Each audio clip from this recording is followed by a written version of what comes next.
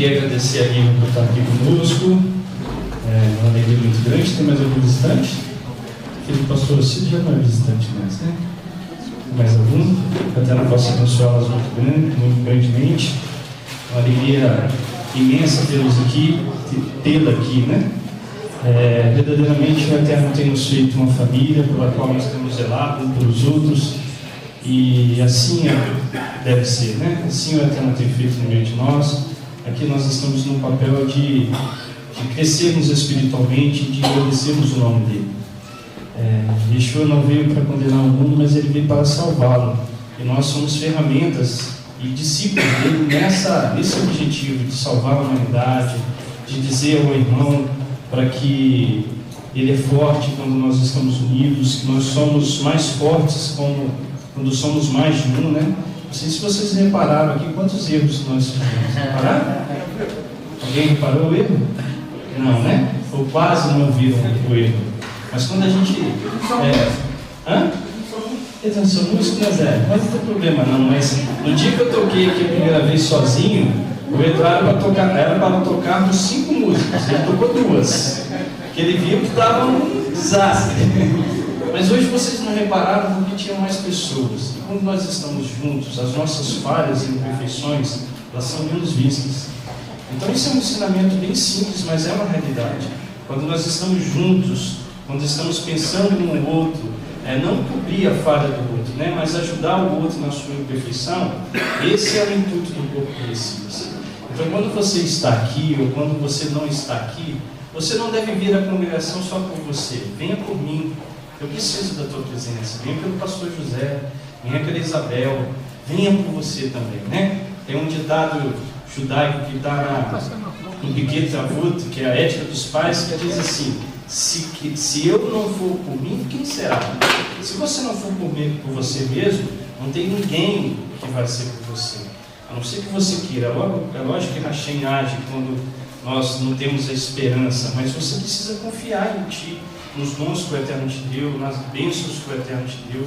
Eu vi uma frase de um padre que eu achei muito interessante, que muita gente que gosta de pegar aquele contexto só espiritual vai levar para o lado ruim, mas eu entendi perfeitamente o que ele quis falar.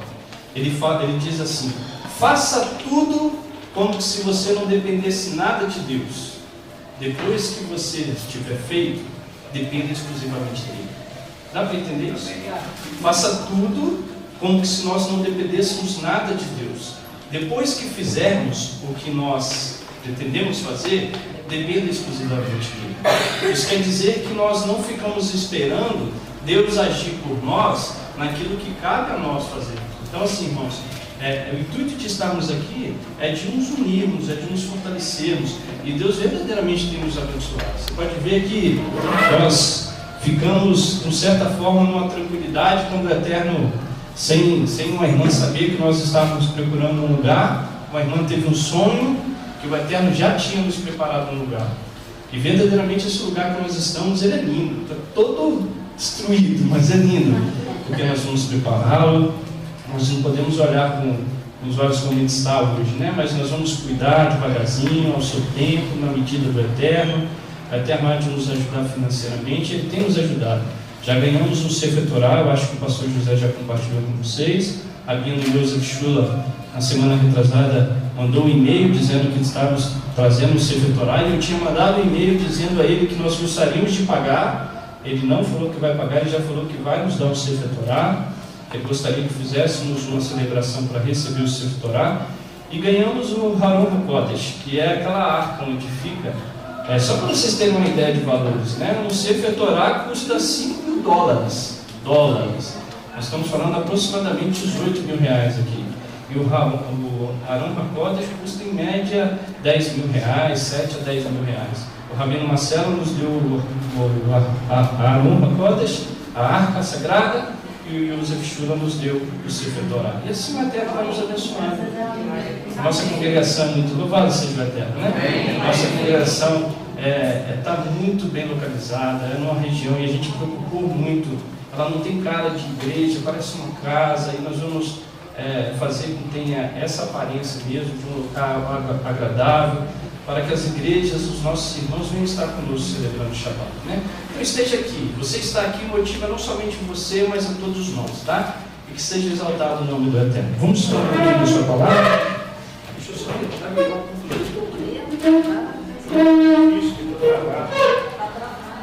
Vamos, acho que já está bom, tá? Eu vou precisar olhar aqui no slide. Ah, também tem fio aqui embaixo.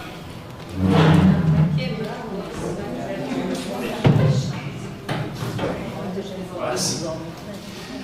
Nós estamos estudando a 44ª porção da Parashá, que é Devarim, que quer dizer palavras. Em hebraico, essa palavra quer dizer palavras. Quando a Torá, geralmente os livros da Torá, os 5 primeiros livros, eles começam com as primeiras palavras do texto, né? Bereshit quer dizer no princípio. No princípio fez o Senhor os céus e a terra. Shemot, esses são os nomes dos filhos de Israel. Bamidbar, é Levítico, né? Levítico quer dizer, Levítico, Vaikra, tem um contexto de ficar falando de leis. E Números quer dizer Bamidbar, no deserto. E Devarim quer dizer palavras. Ele HaDevarim, estas são as palavras. Moisés, se você for olhar o livro de Devarim, que quer dizer palavras, você vai ver que Moisés ele vai fazer uma repetição da Torá. Ele vai apresentar poucos pontos novos, mas os tópicos principais do livro de Deuteronômio são repetições dos livros anteriores, né? E por que houve a necessidade da repetição? Porque Moisés ali estava, a gente precisa entender o contexto, era uma nova geração que estava diante de Moisés, a geração dos filhos daqueles que tinham saído do Egito e que estavam vivendo no deserto. Tinham muitos deles que ainda não tinham visto os milagres que o Eterno feito no Egito, só tinham ouvido falar. E naquele momento, Moisés começa a descrever novamente todos os milagres, todas as bênçãos, todos os feitos que o Eterno fez no meio dos filhos de Israel. Porque é interessante, se vocês quiserem ligar aquele ventilador por causa do calor, fica à vontade, tá? E o que é interessante, que quando você descreve essa Parashá, quando Moisés começa a descrevê-la, Moisés ele começa a falar dos locais onde os filhos de Israel tinham cometido pecados. Olha que cuidado esse líder teve de não expor o pecado da nação de Israel, mas ele, para fazer lembrança dos pecados que a nação de Israel tinha cometido, Ivan, ele não falou dos pecados, ele falou dos locais onde eles passaram, mostrando e fazendo eles lembrarem dos pecados que eles tinham cometido. Um cuidado de não expor as pessoas, de não condenar as pessoas, e assim foi Moisés. Assim é o nosso Mashiach. Eu sempre conto essa história para vocês. E quando Yeshua chega para aquela mulher samaritana, que ele pede água para beber, ela chega e fala: és tu maior que o nosso pai Jacó, que fez esse poço? Aí ele conversando com aquela mulher, ele fala assim: vai, chama teu marido. Ela falou assim: eu não tenho marido, Senhor. Eu não tenho marido. Ele falou: dissestes bem, não tem marido, tiveste 5 maridos, e o que agora tem não é teu. Se não era dela, era de quem? Era de outra pessoa. O que essa mulher é? Uma adúltera. Yeshua fez ela entender o seu pecado, Zé, sem dizer que ela era uma adúltera.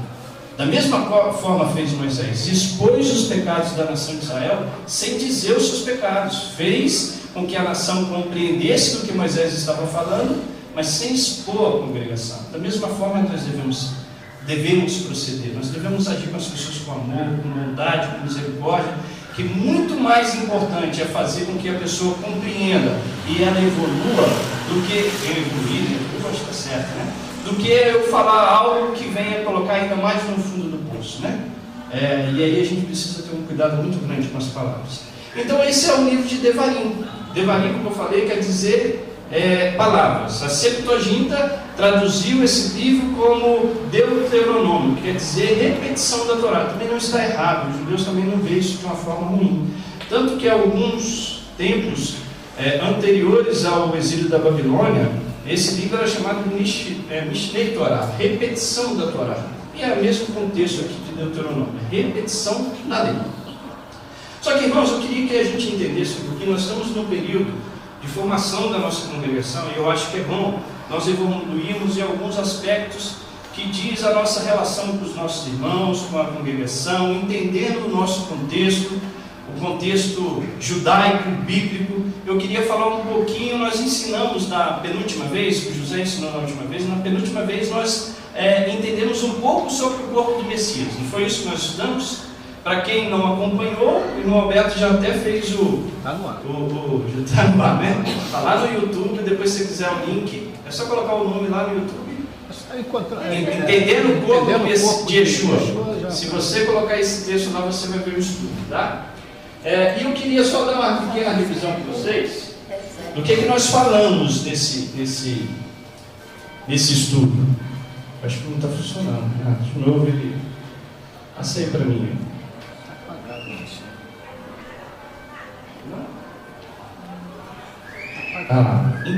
O que entendemos sobre o corpo de Messias? Passe de novo.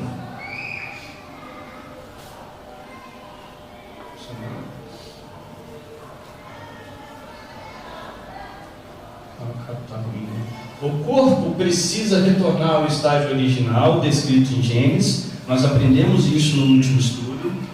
Você vai ter que passar. O corpo do Messias é composto por muitos membros e cada um tem o seu papel e a sua utilidade dentro do corpo e que é insubstituível. Nós também aprendemos isso. Entendemos que o povo judeu é membro deste corpo e que o seu papel é indispensável. Muitas pessoas têm a mania de achar que a nação de Israel é o corpo do Messias. Eu disse que não. Eu falei que o corpo do Messias, quando a gente entende a sua lógica, a sua essência, ele te reporta lá em Gênesis, quando Deus criou a humanidade e fez ela com uma ligação contínua com ele. É para esse intuito que o corpo do Messias tem trabalhado, que Yeshua, o cabeça, tem trabalhado para o seu corpo, para trazer essa perfeição. E os judeus fazem parte desse corpo, eles são membros desse corpo, mas eles não são o corpo, né? Que no corpo do Messias não existe ex-gentil que se torna judeu, nós aprendemos isso, e nem ex-judeu que se torna gentil. No corpo do Messias está muito bem definido: judeu no seu papel e gentil no seu papel. E todos esses dois povos, vamos dizer assim, tanto judeu quanto não judeu, têm acesso a esse corpo, né? A ser participante desse corpo. Que Yeshua é o cabeça do corpo e que ele tem aperfeiçoado o seu corpo a fim de fazê-lo andar conforme a sua direção. Mais ou menos é um resumo pequeno que nós fizemos do penúltimo estudo. Eu queria falar, irmão, só para a gente adentrar nesse estudo de hoje. Pode passar, meu amado. Eu queria falar quem é. Nós aprendemos quem faz parte do corpo. Agora eu queria falar quem é e qual o objetivo do cabeça do corpo. Quem é o cabeça desse corpo e qual é o seu objetivo? Eu já dei uma pincelada alguns meses atrás sobre isso, mas tinha poucas pessoas aqui. Eu queria de novo dar essa pincelada para que a gente compreenda um pouco melhor. A gente já entendeu que dentro desse corpo, cada um tem seu papel, que ali dentro, todos aqueles que confessam o nome de Yeshua HaMashiach faz parte desse corpo, até um judeu que não crê. Se ele é participante da aliança do Monte Sinai, que o Eterno deu à nação de Israel, ele faz parte desse corpo. Paulo dizendo lá em Romanos capítulo 11, diz assim, que eles são inimigos de nós por causa do Evangelho, mas amados por causa dos patriarcas. Ele estava inserido, os judeus, dentro desse corpo, dentro dessa oliveira que é sustentada pela mesma raiz. Yeshua mesmo disse que ele não veio somente para os sãos, mas para os doentes da casa de Israel. Ou seja, o judeu tem o seu papel fundamental. Paulo fala que a salvação virá para o judeu quando a plenitude dos gentios tiver entrado. Ou seja, o judeu ele tem um tempo do Eterno para que ele compreenda acerca do Messias. Enquanto isso, eles estão cumprindo o seu papel dentro do corpo, dentro da humanidade, de levar a Torá, de levar a ciência, de levar as bênçãos que o Eterno deu da nação de Israel, de ser uma nação de sacerdotes para abençoar os demais povos. Esse chamado, esses dons do Eterno, eles são irrevogáveis, e ele continua para a nação de Israel. E nós precisamos entender que nós, como gentios, nós não podemos querer ser o que não somos, e não podemos deixar de ser o que somos. Ou seja, o judeu tem o seu papel que é indispensável. Paulo fala assim: eu não posso dizer que a orelha vai ser a boca, nem a boca vai ser o pé ou o nariz. Ele estava dizendo que cada um tem sua posição e que ele não pode querer ser a outra posição. Não queira ser aquilo que nós não somos, ou aquilo que você não é, mas queira ser aquilo que você é, mas tendo uma referência. Isso nós compartilhamos. O fato de nós sermos gentios, isso não quer dizer que eu tenho que levar uma vida como gentio, mas eu preciso ter uma referência judaica. Isso nós precisamos ter. Nós falamos lá, no corpo do Messias existem gentios que se tornam judeus? Não. Eu posso ter uma identidade, Leandro, espiritual judaica, mas é diferente de eu chegar para o judeu e falar assim: eu sou um judeu. Eu posso me considerar judeu. Você pode se considerar judeu, qualquer um de nós, porque nós cremos nesse Messias e somos participantes da mesma seiva da nação de Israel, do mesmo alimento que sustenta essa árvore. Mas é diferente de eu chegar para um judeu e falar assim: ó filho, eu sou um judeu. Isso não tem base, não tem sentido, né? E Yeshua não veio para isso, não é essa a intenção do nosso Mashiach. Então nós precisamos entender quem é o cabeça e qual é o objetivo desse povo. Para eu passar um pouquinho, pode passar, meu irmão. Diz assim: primeiro vamos definir quem ele é. Vamos entender esse contexto. Vai lá em Levítico capítulo 16, para a gente ir bem rapidinho. Eu vou precisar ser um pouco mais rápido. Eu peço, se vocês quiserem participar, participe mais de uma forma bem rápida. Em Levítico capítulo 16, verso 1 a 6 diz assim, ó. Eu vou ler um pouco rápido, tá? O Senhor falou a Moisés depois da morte dos dois filhos de Arão que morreram quando se aproximaram do Senhor. Disse o Eterno a Moisés: diz a Arão teu irmão que não entre no santíssimo lugar a qualquer hora, além do véu, diante do propiciatório que está sobre a arca, para que não morra, porque eu apareço na nuvem sobre o propiciatório. Agora eu estou no verso 3 do capítulo 16. Deste modo Arão entrará no santuário com um novilho para a oferta pelo pecado e um carneiro para o holocausto. Vestirá ele a sagrada túnica de linho, terá os calções de linho sobre o corpo, porá um cinto de linho e se cobrirá com um turbante de linho. Estas são vestes sagradas, por isso ele se banhará com água antes de vesti-la. Da congregação dos filhos de Israel, tomará 2 bodes para a oferta pelo pecado e um carneiro para o holocausto. E Arão trará o novilho da sua oferta pelo pecado e fará expiação por si e por sua casa. Também tomará ambos os bodes e os porá perante o Eterno na entrada da tenda da congregação. Olha o verso 15 e 16 e 17. Diz assim, ó: depois anulará o bode da oferta pelo pecado do povo e trará o seu sangue para trás do véu. Fará com o seu sangue como fez com o sangue do novilho, e espargirá sobre o propiciatório e diante do propiciatório. Assim fará Arão expiação pelo santíssimo lugar, por causa das impurezas dos filhos de Israel e das suas rebeldias, segundo os seus pecados. Procederá da mesma forma para com a tenda da congregação que está entre ele, no meio das suas impurezas. Verso 17: nenhum homem estará na tenda da congregação, desde quando ele entrar para fazer propiciação no santíssimo lugar até sair, tendo feito expiação por si mesmo, pela sua casa e por toda a congregação de Israel.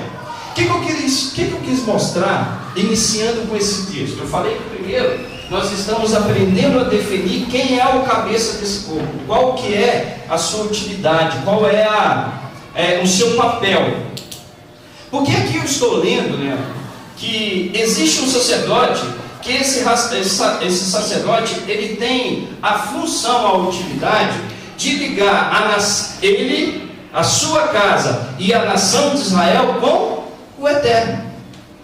Olha, interessante, perceba que existe aqui um papel estabelecido por Hashem, porque às vezes você pode questionar e falar assim: Francisco, por que toda essa cerimônia?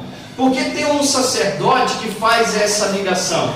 Por que não fazer com que a nação de Israel tenha o seu próprio acesso ao Eterno, sem ter que passar por um sacerdote. Essa questão de ter um intermediador entre Hashem e o homem, entre Hashem e o seu povo, ele não é algo alheio, algo à margem da Torá, mas ele é algo que está dentro da Torá. Hashem, em todo o contexto da Torá, ele estabelece meios pelo qual ele coloca alguém sendo um elo entre o povo e Deus. Por isso que eu comecei mostrando aqui, Zé, que Arão ele tinha o papel de representar a si mesmo, representar a sua casa e representar a nação de Israel. Se você chegar para um judeu e falar que Yeshua é um intermediário entre Deus e o homem, isso para ele é algo pejorativo, algo ruim, mas é um contexto dentro da Torá, é um contexto dentro da palavra. Você vai ver que Arão aqui representava, ele era um intermediador. Você poderia questionar e falar assim: Arão, por que não sai desde que a nação de Israel faça todo esse papel? Não, ali existia um intermediário, Zé, que representava através da sua pessoa, ele como sumo sacerdote, não somente a si próprio, mas a sua casa e a toda a nação de Israel. Ele estava ali representando, a santidade estava sobre ele. Está Levítico, foi o que nós acabamos de ler. Passei.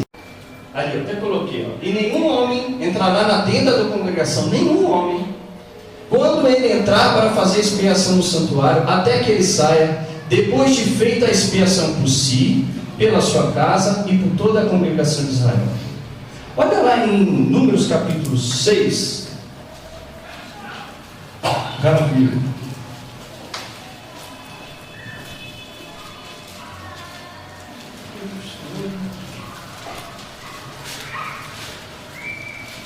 Aperta no meio, só para eu olhar o negócio.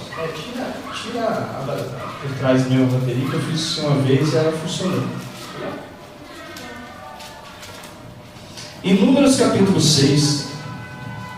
Não? Pode deixar, então você me ajuda. No verso 22, diz assim, ó. Olha o papel aqui. Olha que interessante. Número 6, verso 22. Disse o Eterno a Moisés: dize a Arão e a seus filhos: assim abençoarei os filhos de Israel, dizendo-lhes: o Eterno te abençoe e te guarde. O Eterno faça resplandecer o seu rosto sobre ti. O Eterno tenha misericórdia de ti. O Eterno sobre ti levante o teu rosto e te dê a paz. Olha o verso 27, pastor Lucilo, que interessante. Assim porão o meu nome sobre os filhos de Israel, e eu os abençoarei.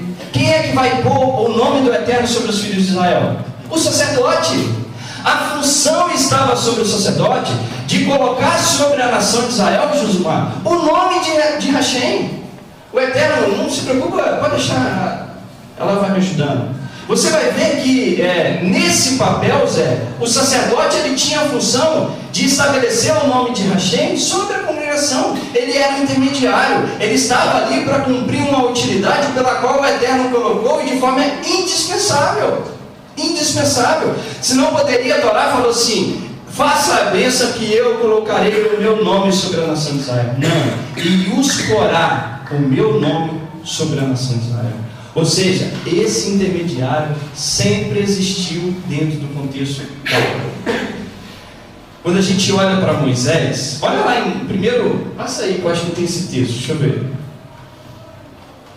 Tem, eu já coloquei ali, vai, mais um. Não, volta, pode voltar. Malaquias capítulo 2, verso 7, não precisa ir lá, mas diz assim, ó: porque os lábios do sacerdote devem guardar o conhecimento, e da sua boca devem os homens buscar a lei, porque ele é o mensageiro do Eterno dos exércitos. Os lábios do sacerdote, está funcionando? Os lábios do sacerdote devem guardar o conhecimento, e da sua boca devem os homens buscar o conhecimento da Torá, pois ele é o mensageiro do Eterno. Você quer ver mais um exemplo? Olha como que Moisés representava esse contexto também. Quer ver? Vai lá em Deuteronômio capítulo 5. Deuteronômio capítulo 5.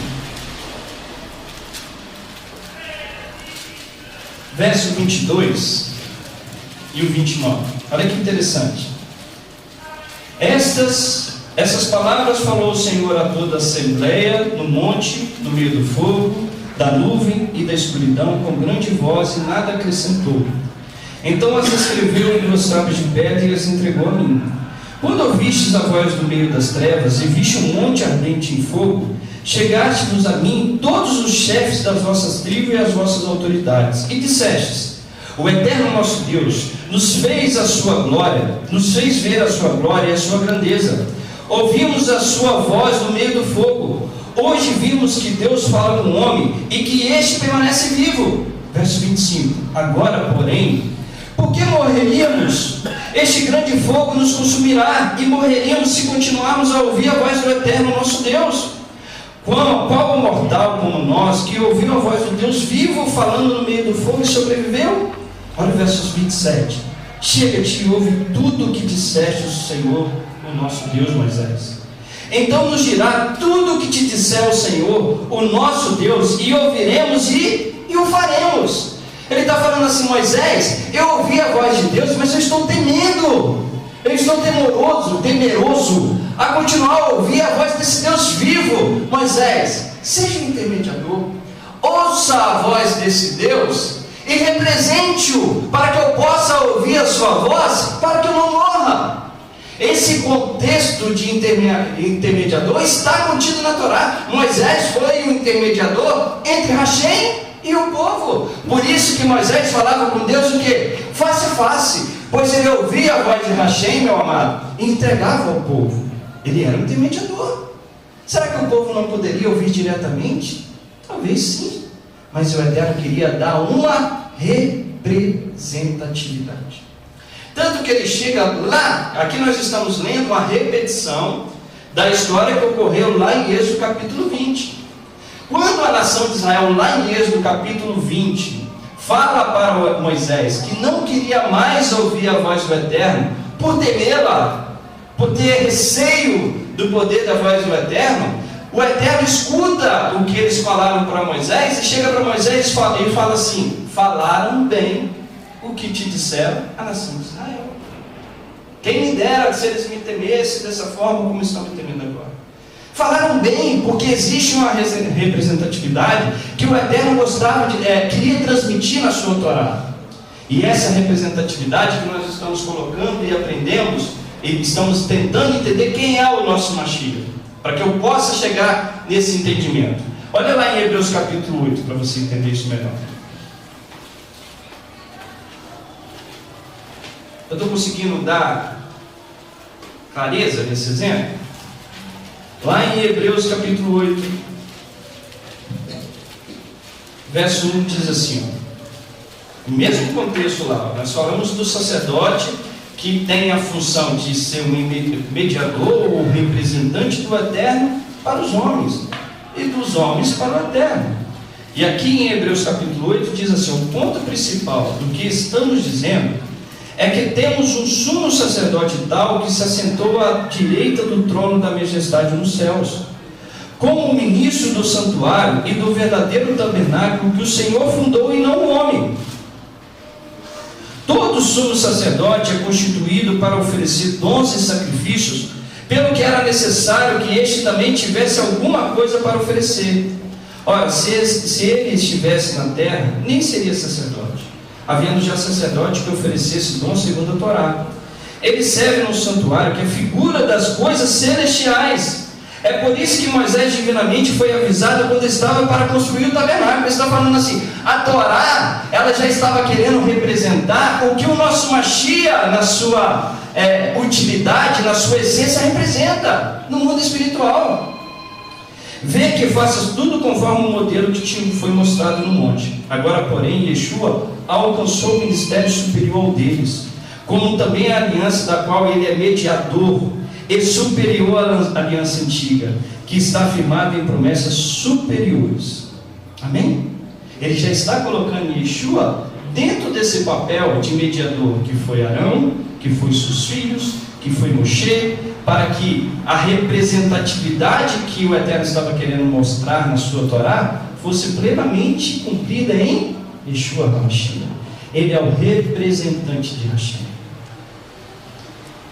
Eu coloquei ali, ó, nesses textos vemos claramente que o sumo sacerdote tinha um papel fundamental na existência e na continuidade da nação de Israel. Sua função era de ser intermediador. O fato de ter um intermediador, elevando o povo à santidade proposta por Deus, não é algo alheio à Torá. Ela própria demonstra este caminho. Irmãos, quando se você for em Timóteo, 1 Timóteo, capítulo 2, verso 5, diz assim: porque há um só Deus e um só mediador entre Deus e o homem, Yeshua, o homem. Só há um mediador entre Deus e o homem. O cumprimento, aquela referência contida na Torá, tinha o intuito de mostrar a função do nosso Mashiach. Eu coloquei ali a luz do Messias, só para que a gente possa compreender isso, pastor Rosildo, de forma mais clara.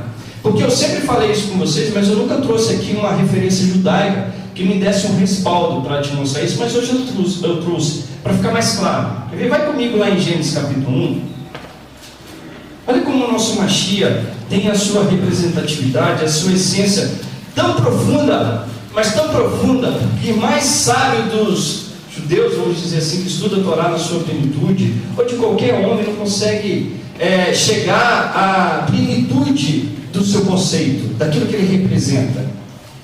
Aqui em Gênesis capítulo 1, diz assim, ó, deixa eu ver se eu coloquei esse texto aqui. Coloquei, ó. A terra estava sem forma e vazia. Presta atenção nesse texto. Gênesis capítulo 1, verso 2 a 4. A terra estava sem forma e vazia, as trevas cobriam o abismo, e um sopro de Deus agitava a superfície das águas. Então Deus disse: haja luz. E houve luz. Deus viu que a luz era boa, e Deus separou a luz das trevas. A terra estava sem forma e vazia. Sabe o que significa isso, Lívia? Isso representa que a terra não era capaz de obter vida. Ela era inapropriada para que houvesse vida humana, vida do plantio, da agricultura, qualquer tipo de vida que você possa imaginar, dentro da terra não podia existir, porque ela era vazia. Ela não tinha elemento suficiente para que houvesse vida. E Deus faz o que? Ele cria a luz, e através da luz a terra começou a ser apropriada para que houvesse vida. Ela começou a ter característica que permitia a vida existir. Olha lá, vou repetir. A terra estava sem forma e vazia, as trevas cobriam o abismo, e um sopro de Deus agitava a superfície das águas. Então Deus disse: haja luz, e houve luz. Deus viu que a luz era boa, e Deus separou a luz das trevas. Os sábios judeus escreveram o seguinte a respeito dessa passagem. Olha que lindo esse texto. Diz assim, ó: disse o Eterno: haja luz, e houve luz. Isso está lá em Gênesis capítulo 1, verso 3. Ensinaram os sábios judeus que esta resplandeceu, como está escrito: Deus viu que a luz era boa. Ou seja, Deus criou a luz, haja luz e houve luz. Os sábios judeus viram que a luz resplandeceu.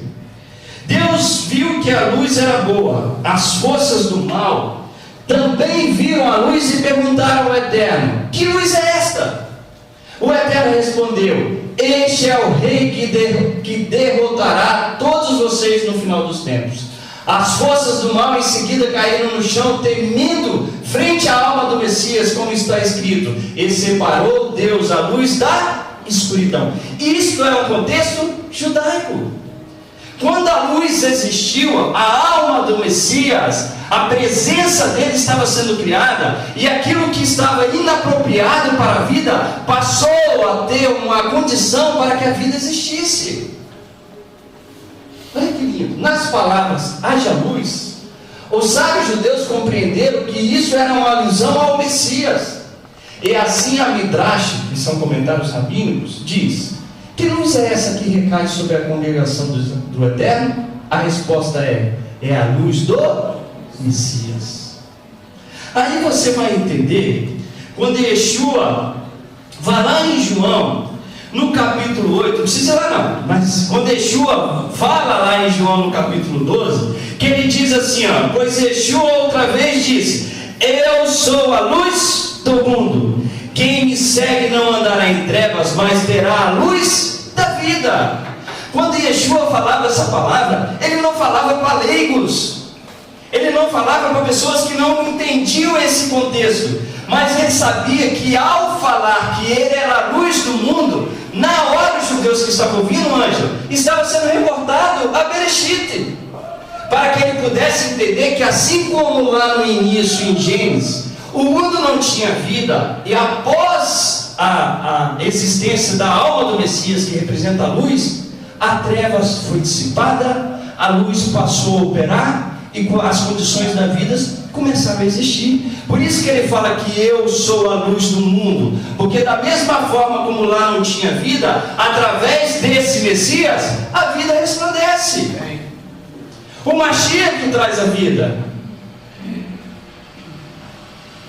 Outro exemplo que eu queria dar para vocês entenderem esse ponto, dá para entender que quando ele fala o contexto, quando Yeshua fala que ninguém vem ao Pai senão por mim, ele não está só dizendo a uma fé, a um contexto de uma religião, ele está dizendo muito mais, ele está dizendo uma obediência ao Torá, ele está dizendo a um contexto bíblico, de que assim como o mundo não existia e não possuía vida, através dele nós passamos a ter. Outro exemplo é o mensageiro do Eterno representado diante dos filhos de Israel, lá em Êxodo capítulo 23, vai lá comigo.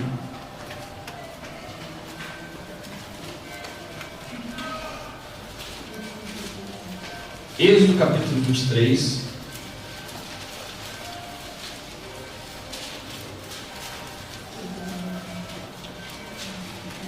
verso 20 e 21, olha que interessante esse texto, acho que eu até coloquei ele aqui, ó.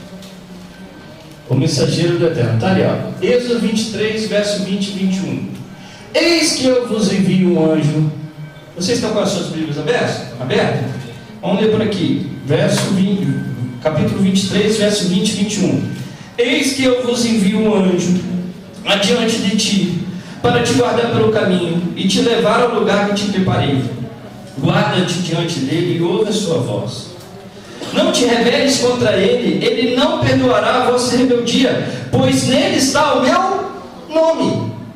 Olha que interessante, quando o judeu fala que Yeshua estava perdoando o pecado, Mirelle, aqui existe um anjo, não era o Eterno, existe um anjo que estava diante da congregação de Israel, que o nome do Eterno estava sobre ele, e que se a nação de Israel não ouvisse a sua voz, ele não perdoaria os seus pecados. Esse anjo tinha atribuições que somente compete ao Eterno. Perdoar pecado é uma condição só de Hashem.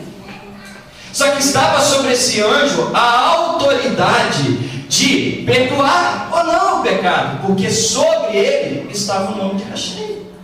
A gente olha esse texto, a gente acha que lá quando houve o pecado de bezerro do ouro, que ali também fala de um anjo que iria adiante, o Eterno só teve essa ideia ou esse objetivo após esse pecado. Não, isso aqui aconteceu antes. E irá diante de vós um anjo. A sua Bíblia, ela traduz como anjo, né? Anjo a gente tem aquela visão de asinha, branquinho, cabelo lourinho, olho azul, né? Mas não, a impressão que as pessoas têm de anjo é só que se fosse um anjo e não tem uma outra representatividade nos céus. Eu quero te mostrar o que quer dizer esse termo no original. Olha aqui, ó. Em hebraico seria assim: Hine Anohi Solei Amalar. Quer dizer que eis que eu envio um mensageiro. Malar quer dizer mensageiro. Eu não posso traduzir só como um anjo, no contexto de tirar Yeshua dentro desse versículo e colocar um anjo. Que dentro do reino dos céus existem anjos, mas aqui é um mensageiro, um malar, aquele que iria diante da congregação de Israel para mostrar o caminho. Olha que interessante aqui, ó. Diz assim: Rineno Risholei Malar, Lefaneha Lishmoha Bardarer, Velahav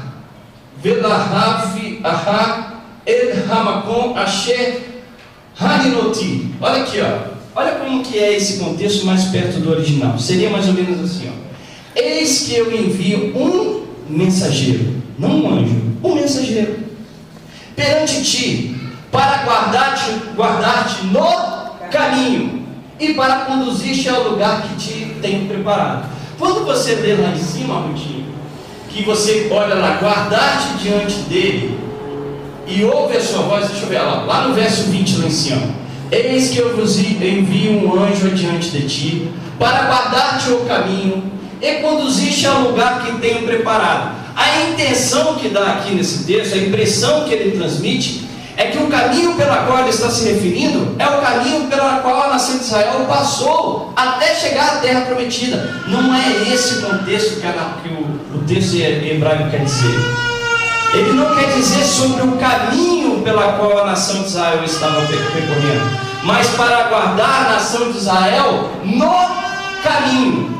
Francisco, que caminho é esse? Porque aqui, ó, perceba que o verso original ele fala assim, ó: eis que eu vos envio um mensageiro perante ti para guardar-te no caminho e para conduzir-te ao lugar que tenho preparado. Ou seja, esse anjo tinha a função de guardar a nação de Israel no caminho e de guardar e conduzir ao caminho pela qual ele tinha prometido. Francisco, que anjo é esse? E que caminho é esse? Vamos ver isso um pouquinho melhor? Isso eu coloquei. Vai lá em Gênesis capítulo 3. Volta lá.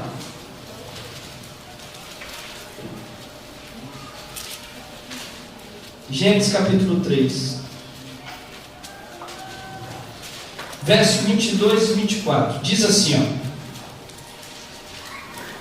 Gênesis 3, 22 e 24. Fez o eterno Deus vestimento de peles para Adão e sua mulher, e os vestiu. Então disse o Senhor Deus: o homem agora se tornou como um de nós, conhecendo o bem e o mal. Não aconteça que ele estenda a mão e tome da árvore da vida, e coma e viva eternamente. O Senhor Deus, pois, o lançou fora do jardim do Éden para lavrar a terra de que fora tirado. Verso 24. Havendo lançado fora o homem, eu até coloquei aqui, ó. Havendo lançado fora o homem, pôs ao oriente do jardim do Éden os querubins, e uma espada flamejante que se volvia por todos os lados, para guardar o caminho e da vida, da ave da vida. Estava ali aquele mensageiro de Hashem. Ele está para guardar a nação de Israel neste caminho pela qual, por causa do pecado de Adão e Eva, ele foi tirado. Esse caminho, você lembra que eu falei que quando a gente está para falar sobre o corpo do Messias, a gente sempre tem que voltar lá em Bereshit. Yeshua está para nos conduzir de volta a esse caminho. É essa mensagem que o Eterno deu aos filhos de... Deixa eu ver aqui. Que o Eterno deu aos filhos de Israel. Eis que eu vos envio um mensageiro perante ti, para te guardar no caminho e para te guiares à terra que eu prometi. Ele estava guardando no caminho lá de Bereshit. E Yeshua é aquele que nos conduz de volta ao caminho constituído desde o início da criação do mundo. Ele é o nosso representante. Vocês lembram daquele texto que diz assim, ó, o que é errado ali, né? Olha o que Yeshua fala. Você lembra que a gente acabou? Eu sou a luz do mundo. Volta lá em Bereshit. Quando Yeshua estava falando, eu sou o caminho, ele estava se referindo ao caminho que o homem tinha sido tirado. Et der. E a verdade e a vida. Ninguém vem ao Pai senão por mim. O judeu que ouvia isso, na hora ele lembrava lá de Gênesis capítulo 3.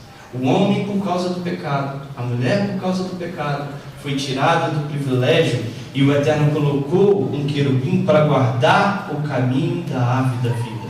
E ele aqui diz: eu sou o caminho, a verdade e a vida. Ninguém vê ao Pai senão por mim.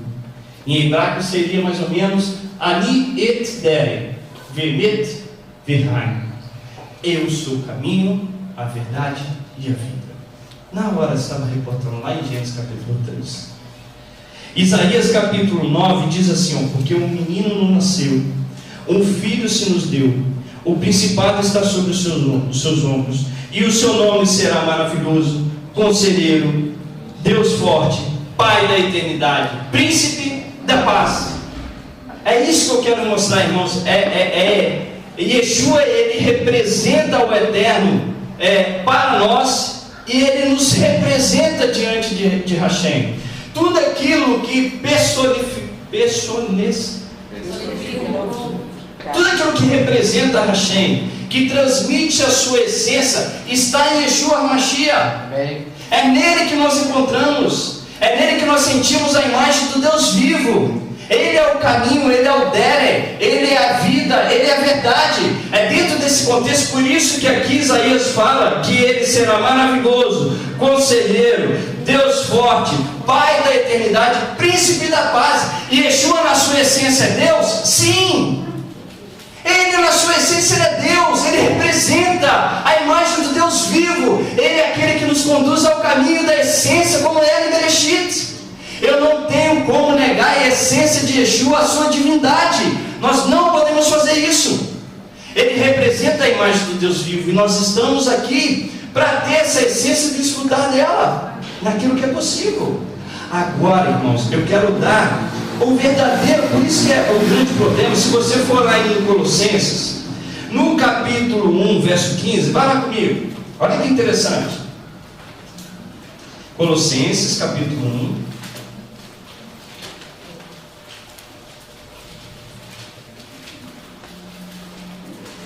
Eu não sei se vocês estão entendendo. Estão entendendo?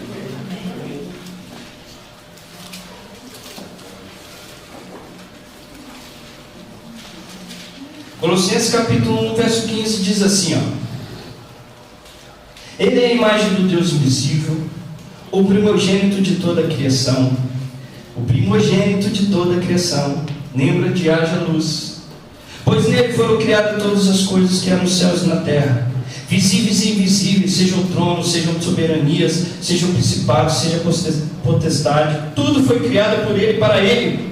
Ele é antes de todas as coisas, e todas as coisas subsistem por ele. Ele é o cabeça do corpo, a comunidade, é o princípio, o primogênito dos mortos, para que em tudo tenha preeminência, pois foi do agrado do Pai que toda a plenitude nele habitasse, em que, havendo por ele feito a paz pelo seu sangue da sua cruz, por meio dele reconciliasse consigo mesmo todas as coisas, tanto as que estão na terra como as que estão no céu.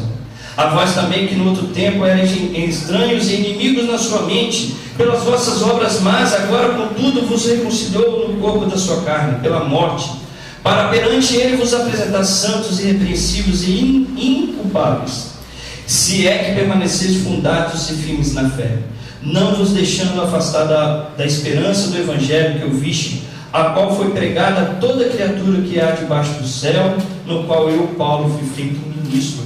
Ele é a imagem do Deus invisível, o primogênito de toda a criação.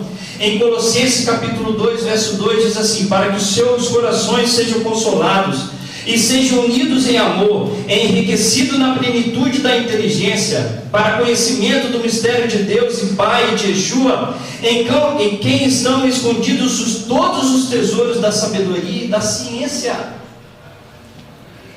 Colossenses capítulo 2, verso 9 diz assim, porque nele habita corporalmente toda a plenitude da divindade. Ele é o caminho, ele é a verdade, ele é a vida. Eu sempre falo esse texto, e aqui, meu amado irmão, olha que interessante esse texto. Aqui em Apocalipse, vai lá comigo em Apocalipse capítulo, eu falei isso da última vez que eu comentei sobre essa parte. Apocalipse capítulo 5, sabe qual que é o problema, irmãos? Se eu perguntasse, Silas, você consegue definir Deus? Não.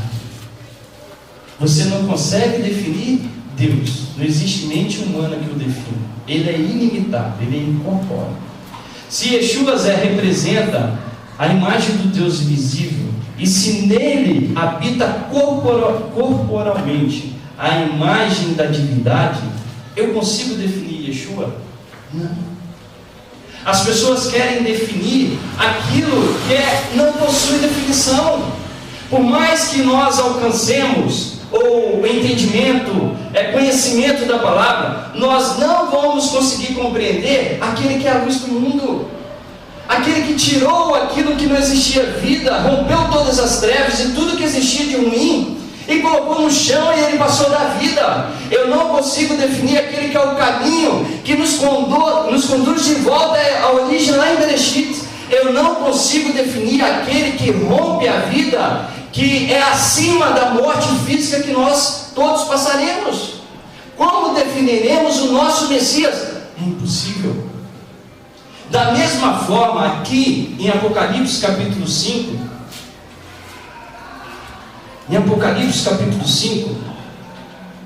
no verso 1 a 5, eu acho lindo esse texto, porque ele me dá a clareza daquilo que eu quero compartilhar com vocês. Porque eu não posso definir, se eu chegar para você, Leandro, e perguntar assim: Yeshua é Deus? Na sua essência, sim. Na sua utilidade, sim. Na sua representatividade, sim. Na sua característica, sim. Ele é. Tanto que aqui em Apocalipse capítulo 5 diz assim, ó: vi na mão direita do que estava sentado sobre o trono um livro escrito por dentro e por fora, selado com 7 selos. Vi também um anjo forte, bradando com grande voz: quem é digno de abrir o livro e de lhe romper os selos? E ninguém no céu, nem na terra, nem debaixo da terra podia abrir o livro, nem olhar para ele. E João chorava, e chorava muito, porque ninguém fora achado digno de abrir o livro, nem de ler, nem de olhar para ele. Todavia, um dos anciãos me disse: não chore, João. Meu filho, mesmo que você não entenda, você é um ser limitado. Por mais que você, na mente de João, deve ter passado Abraão, deve ter passado Moisés, deve ter passado Isaías, Jeremias, rei Davi, todos os grandes nomes da Bíblia, Isaac, Jacó, todos eles passaram, mas nenhum deles foi digno de abrir o selo. Aí chegou o Senhor: não chore, João, espere. Olha que lindo. Olha, o leão da tribo de Judá, aquele que não tem definição, aquele que é inconceituável, aquele que é acima de todos, a raiz de Davi, venceu para abrir o livro e os seus 7 selos. Então vi no meio do trono, dos 4 seres viventes, e entre os anciões em pé um cordeiro, como havendo sido morto, e tinha 7 chifres e 7 selos, que são os 7 Espíritos de Deus enviados por toda a terra. Ele veio, tomou o livro da mão direita do que estava sentado no trono. Logo que tomou o livro, os 4 seres viventes e os 24 anciãos prostraram diante do cordeiro. Meu amado, ali estava João, um ser limitado, e estava Yeshua, que representava plenamente a imagem do Deus vivo. Não podemos dar conceito naquilo que a nossa mente não é capaz de conceituar. Yeshua é Deus na sua essência. Agora eu estou dando a definição do que ele é na sua essência. Agora eu quero te ensinar o que Yeshua tem como objetivo. Presta atenção no que eu estou falando. Uma coisa é o que Yeshua é na sua essência, outra é o que eu vou te ensinar, o objetivo pela qual ele quer transmitir para mim e para você. Você lembra que eu li lá em Êxodo capítulo 23, que o Eterno fala que o anjo ia diante da nação de Israel, e que sobre o anjo estaria o nome de Hashem, e que se por acaso não ouvisse a voz do Eterno, esse anjo não ia perdoar a rebeldia. A questão de perdoar pecados ou não perdoar pecados compete a quem? Compete a quem? Ao Eterno. Exclusivamente ao Eterno e a quem a Ele estabeleceu. Assim como aquele anjo tinha atributos que somente é do Eterno, assim é o nosso Mashiach.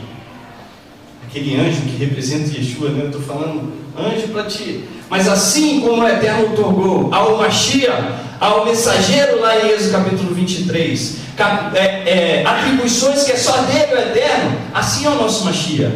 Yeshua tem essências e tem atribuições que somente o Eterno poderia ter concedido a ele. E o que é interessante, que aqui, só para a gente pular um pouquinho, é o que eu não quero ficar discutindo com você e nem com ninguém sobre a essência de Yeshua, mas eu quero te ensinar a ter a mente de Yeshua. Porque se eu já compreendi quem Ele é, eu coloquei aqui, ó. Deixa eu ir passando. Se eu já compreendi quem Ele é, eu preciso entender agora, Marlúcia, qual é o objetivo. Porque senão nós vamos discutir coisas que nós não conseguimos compreender. Mas se eu não me apego àquilo que eu não consigo conceituar, mas eu consigo adentrar naquilo que eu consigo conceituar, aí não há confusão. Quer ver? Vamos entrar naquilo que eu consigo conceituar? 1 Coríntios capítulo 2, verso 15 a 16, mas eu só quero a parte daqui do versículo 16. Porque o versículo 16 diz assim, ó, mas nós temos a mente de Yeshua. Nós temos a mente de Yeshua. Paulo estava querendo nos ensinar a ter o mesmo sentimento, a ter o mesmo objetivo, a ter a mesma busca, o mesmo parecer que Yeshua teve. E qual que é a mente de Yeshua? Vá lá em Filipenses capítulo 2.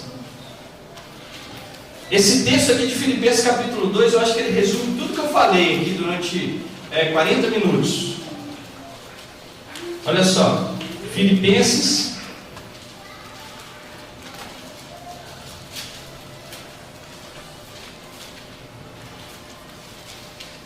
capítulo 2 diz assim, ó, verso 5 até o verso 11.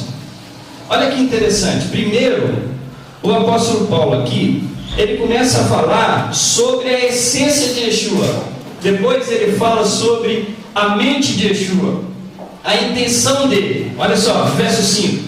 De sorte que haja em vós o mesmo sentimento que houve em Yeshua HaMashiach, que sendo em forma de Deus, que tendo a essência de Deus, não considerou ser igual a Deus, não considerou que o ser igual a Deus era algo a qual deveria se apegar, mas a si mesmo se esvaziou, tomando a forma de servo, fazendo semelhante aos homens, e achando na forma de homem, humilhou-se a si mesmo, sendo obediente até a cruz, até a morte e morte de cruz. Pelo que Deus o exaltou soberanamente e deu-lhe um nome que é sobre todo nome, para que ao nome de Yeshua se dobre todo o joelho dos que estão nos céus, na terra e debaixo da terra, e toda língua confesse que Yeshua HaMashiach é o Senhor, para a glória de Deus. Mesmo sendo em forma de Deus, ele não teve por usurpação ser igual a Deus, antes tomou a forma de servo. É aí que está o problema. Se eu for definir Yeshua na sua essência, é evidente que na sua essência ele é Deus. Mas se eu for olhar Yeshua no seu objetivo, na qual eu consigo compreender, ele não tem por usurpação ser igual a Deus, mas para fazer com que ele seja servo e a gente compreenda que existe um só Deus sobre a face da terra. Um só Deus sobre a face da terra. Eu não vejo complicação nenhuma nisso, mas nenhuma. O objetivo da mente de Yeshua HaMashiach não é fazer com que o homem busque adoração para si, não é fazer com que o homem busque adoração para ele, Yeshua. As pessoas têm mania de confundir, eu até falei isso na vez que eu ensinei aqui da última vez. Será que eu oro para Yeshua? Será que eu oro para Deus? Irmãos, que mentalidade! A nossa oração é totalmente para o eterno. É o que Yeshua ensina. Ele chega e fala assim: todas as vezes que orar ao Pai, orar despedindo em que nome? No nome dele, mas orando ao Pai. Ele não tem usurpação, ficar aqui disputando quem adora mais a ele ou ao Pai, não. A adoração é Hashem. Ele diz que assim como ele veio ao mundo, e era necessário que o mundo creia nele, é necessário que os homens creiam que existe um só Deus. Lá em João capítulo 17, ó, fala rapidinho.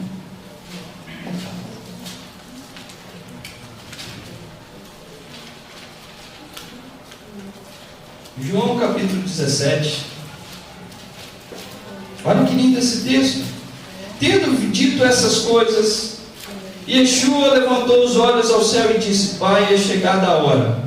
Glorifica o teu nome, para que também o teu filho te glorifique, pois lhe deste autoridade sobre toda a carne, para que dê a vida eterna a todos os que lhe deste. Ora, a vida eterna é essa: que conheça a ti, o único Deus verdadeiro, Yeshua HaMashiach, a quem enviaste.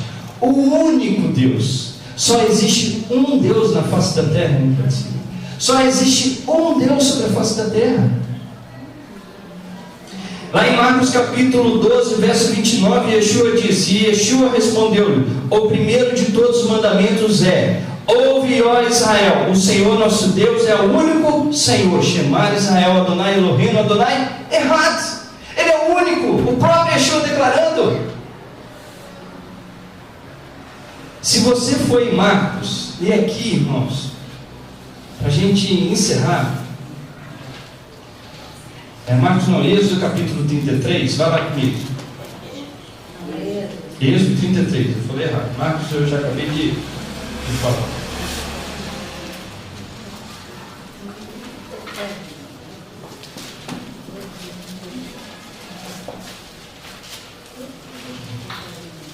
Eu só vou fazer um resumo do estudo. Eu falei que Yeshua é o mensageiro, que ele é o intermediador entre nós e Hashem, que nele, na sua essência, toda a imagem de Hashem se encontra nele, mas que na sua mente ele não tem que buscar a usurpação de ser igual a Hashem, de ser comparado a ele, mas ele a si mesmo se humilhou, tomando a forma de servo, e está a nos ensinar a reconhecer que nós somos servos do único só Deus sobre a face da terra.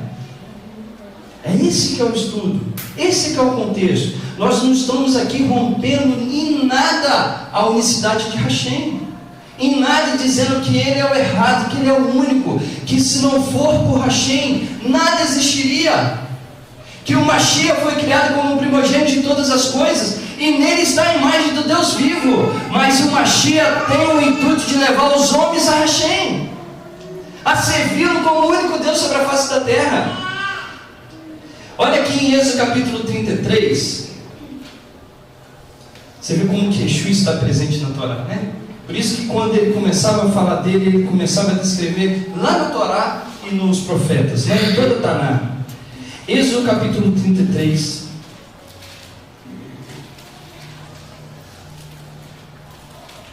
no verso 12, diz assim, disse Moisés ao Senhor, tu me dizes, faze subir este povo mas não me deste saber a quem hás de enviar comigo.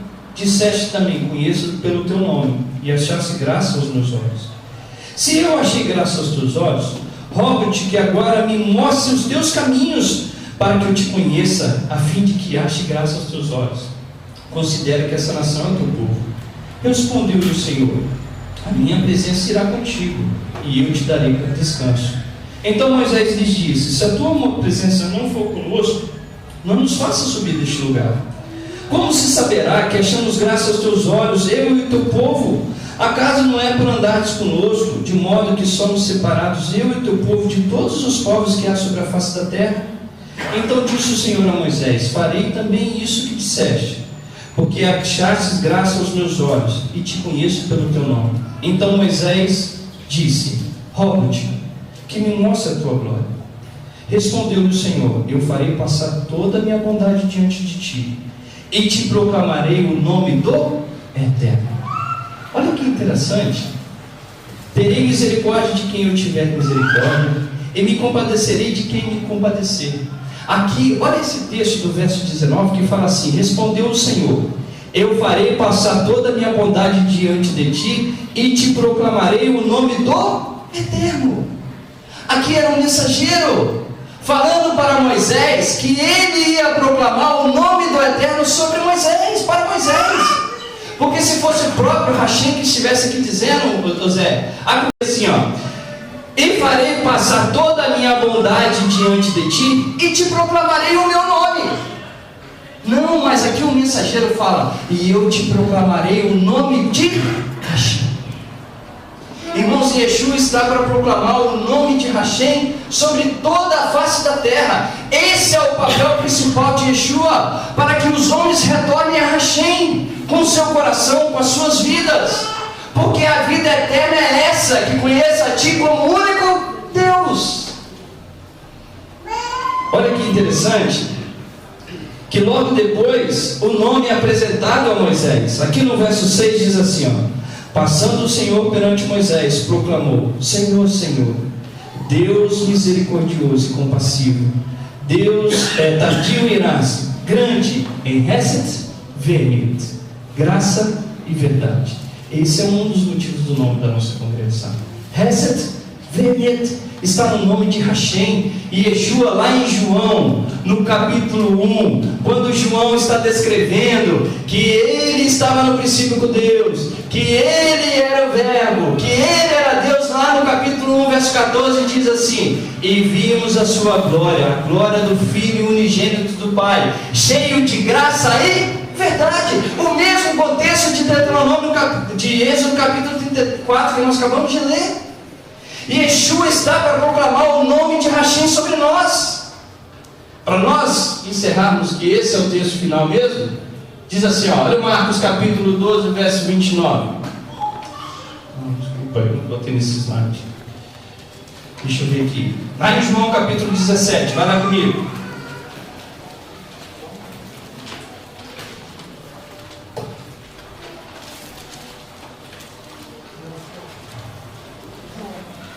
João capítulo 17.